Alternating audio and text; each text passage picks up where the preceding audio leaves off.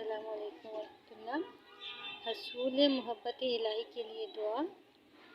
حضرت ابو دردہ سے روایت ہے کہ جب رسول اللہ صلی اللہ علیہ وسلم حضرت داؤد کا ذکر کرتے تو فرماتے وہ سب سے زیادہ عابد تھے، اور ان کی دعاؤں میں ایک دعا یہ تھی: اللہم انی اسألک حبک وحب من یحبک والعمل الذی یبلغنی حبک، اللہم اجعل حبک احب الی من نفسی ومالی واہلی ومن الماء البارد۔ اس کا ترجمہ ہے: الہی میں آپ سے سوال کرتا ہوں یا کرتی ہوں آپ کی محبت اور محبت آپ سے محبت کرنے والے کی، اور ایسے عمل کی جو پہنچا دے مجھ کو آپ کی محبت تک۔ الہی کر دے اپنی محبت بہت محبوب میری طرف،